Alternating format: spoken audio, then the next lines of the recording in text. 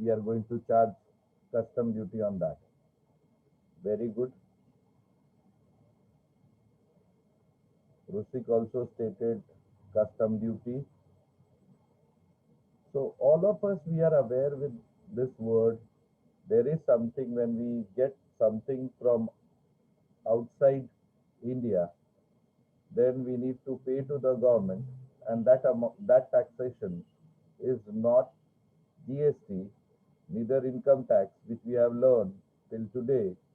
We are going to pay in form of custom duty. Okay, this custom duty came from the act which is given as a nomenclature as custom duty from Custom Act. So in our syllabus, which is a part of indirect tax, which is a part of indirect tax, and that is why it is there in our syllabus.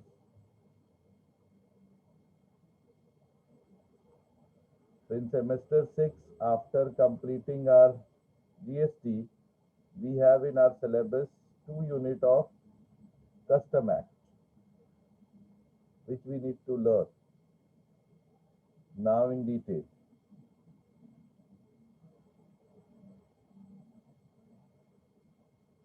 So these 3 unit of GST we have already completed.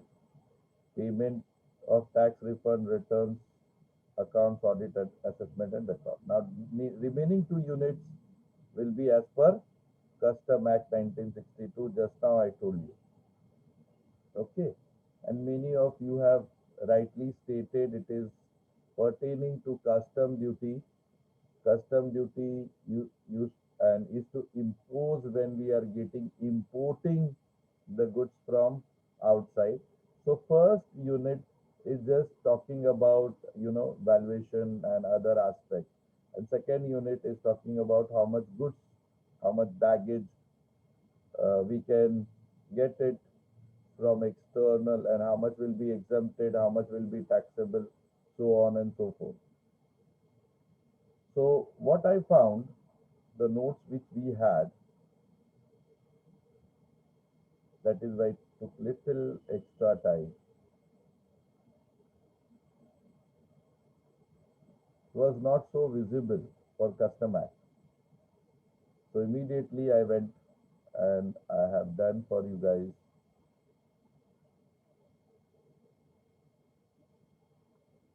And this is how I need to have your, this is what is my expectation. 2 years ago, few students like you who started their journey in TYBAP, they also used to keep the notebook and assignment book in this format only. At that point of time, we had foreign trade policy also, but now foreign trade policy has been excluded from the act. This was one example. Here we start our journey. This is the best writing what I found is a apt for all of us and to be studied with. So adjudicating authority, which is explained or defined under section. These are certain definition which is mandatory uh, under Custom Act, and which is a part and parcel of syllabus. They wanted introduction and some constitutional aspect which we need to deal with, and then we can go for levy, exemption, etc. of the custom duty. So these are few definitions which I would like you all that you should take it, and you will find there is a flair in this act as with connect with your income tax act, because this act, and we have referred income tax act 1961 and income tax rule 1962, is both are similar one. Okay, at the same year this act has been introduced, so that is why here you will find there is a word of assessment. Okay, so which these authorities are, don't worry, it's there on my WhatsApp. I'll forward these things to you. and you can create your note, because we want to learn more of practical aspect than theoretical aspect. So as per section 2 subsection 1 of Custom Act 1962, okay, educating authority means any authority competent to pass any order or decision under this act, but it does not include what?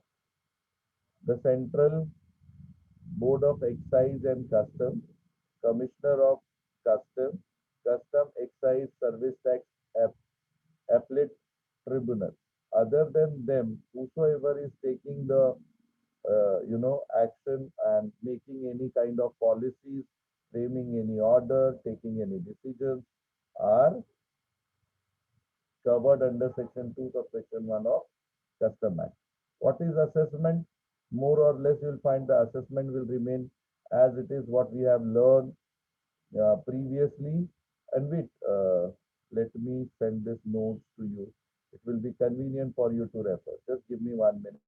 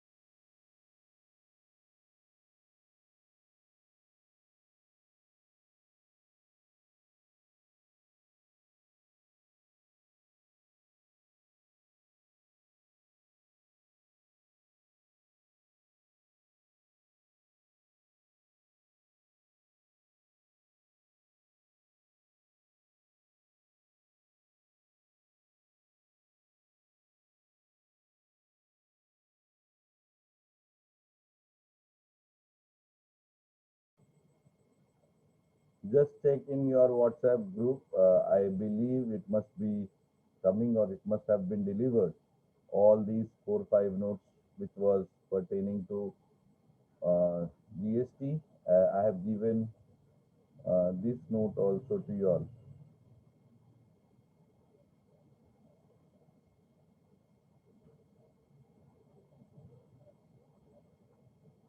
Which one just now I have shared with you, which has entire assignment with the dates and all.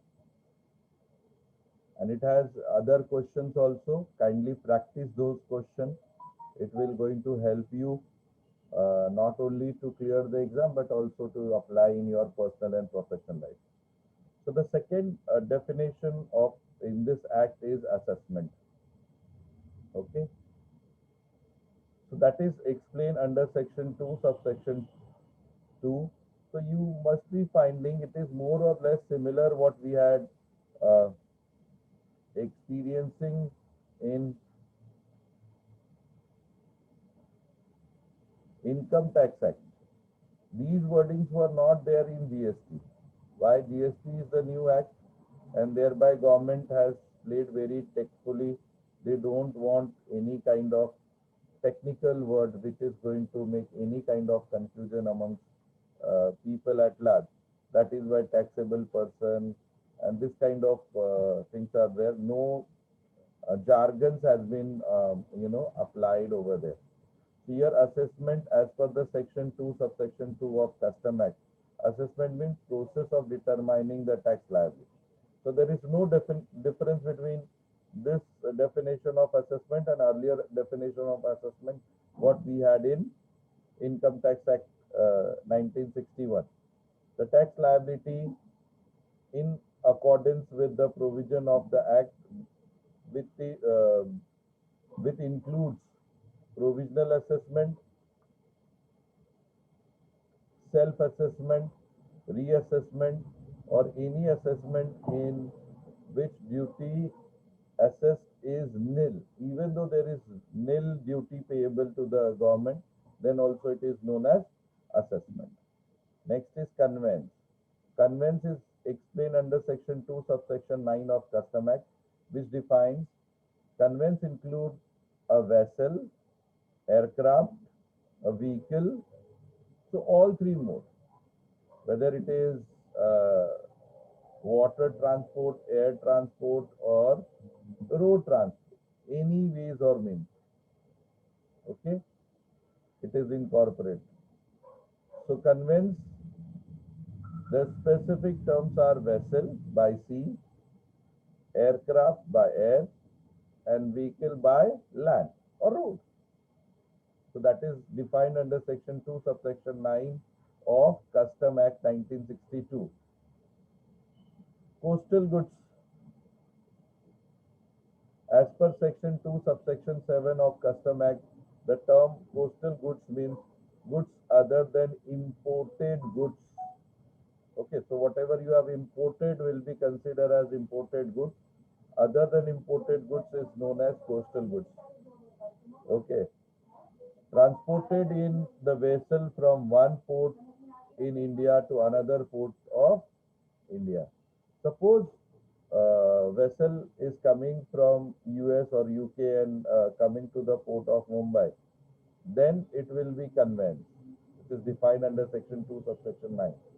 But suppose if it is coming from Gujarat port to Mumbai port, then it is known as coastal goods. Okay, why such kind of segregation is required? If it is coming from Gujarat to Mumbai, then GST will be applicable. High GST will be applicable. But if it is coming from US or UK to Mumbai port, then custom duty will be applicable. I believe you must be understanding why these definitions are so very important before starting the entire uh, part of your Custom Act 1962, which is a part and parcel of our syllabus. Now, next is transit of goods, section 53 of Custom Act 1962.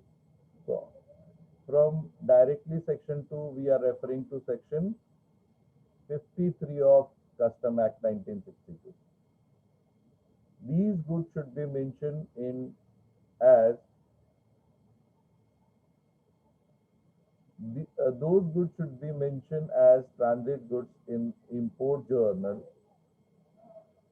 Mindset of 1 GM, they are allowed by custom to be transited through Indian ports without payment of custom duty. With effect from, there is a amendment in this, with effect from 14th May 2016, subject to the provision of section 11, that is power to prohibit importization or exportization of goods, where any goods imported in a conveyance, as we have referred under section 2 subsection 9 of Custom Act, and maintained in the import mindset or import report, as the case may be, as for the transit in some of the conveyance to any place outside India or any custom station, the proper officer may allow the goods and conveyance to the transit without payment of duty, subject to such condition as may be prescribed. So when it is only the transit goods, they are not imported in Indian territory. In such goods, suppose the vessel is coming from UK or USA, they are delivering certain goods to India, but they have another goods which is to be delivered in Singapore port. In such case, what will happen? Whatever they have delivered in India, on that only custom duty will be charged, and other goods which has been taken outside, which is known as transit of goods, which is only for transportation purposes from one country to another country, not the country as it has specified in India. In such cases, no tax, no custom duty will be without payment of duty. Those goods will be taken and it will be known as not as imported goods but as transit of goods. Transshipment of goods. Transshipment is the shipment of goods of or container to the intermediate destination. One possible reason for transshipment is to change the means or transporting during the journey. Example from ship transported by road transport for unknown as transloading. So what is happening? Many a time we have got the shipment and goods are again for one or other reason is transported by other means. As we have seen in conveyance, it comprises three means of transportation. Okay, just now you have seen here in this definition. Vessel by sea, aircraft by air, vehicle by land or road. So if they are shifted from one mode to another mode is known as transshipment of goods. Custom station. As per section 2 subsection 13 of Custom Act, custom station means any custom port, custom airport or land custom station. Okay, any custom port, any custom airport or land custom station are covered under custom station. Custom airport under section 7 subsection 1 means the airport and includes a place appointed under section 7 subsection AA with effect from 28th May 2012 to be an air freight station with effect from 10th May 2030. Okay, so you also have seen in Mumbai we have two kind of airports. One is domestic airport, another is international airport. So all kind of landing, even though there is a same kind of runway we are using. Okay, many airport in India you must have seen they are only the domestic airport. Many airport of India you must have seen international airport. Only on the international airport, international goods can be brought in, and if you want to transit from that place to another place, you have to use another mode or means from taking goods from that particular airport to another or any ways, like as you have seen any mode of shipment either by air or by uh, uh, vessel, water or by road. Land includes both, not only the your transport by vehicle, but also by rail. Indian Railway has a very good networking, but there are many countries where there is no railway. There are many countries, so thereby railways is not part of it. That's why it is mentioned as land. The Finance Act 2013 has amended Section 29, subsection 1, empowerment to EBEC to permit the landing of vessel aircraft any place other than custom port or custom airport. To have the broadening, other airport also now has been amended as per new Finance Act 2013. Finance Act म्हणजे again what we are referring to the income tax rule. Income tax rule. Okay. Remaining other definition we will see tomorrow. Once the definitions are clear, then another part which we are going to learn in detail in this topic will be convenient for us to understand. So you must have received those notes which have been given to you through WhatsApp. Have you received or not? Can I have your answer? We have very little time, less than a second. Thank you, Dheeraj, Rushik. So kindly refer those things. Kindly make your own notes, okay? And so that we will give more time for practical questions on custom. Okay.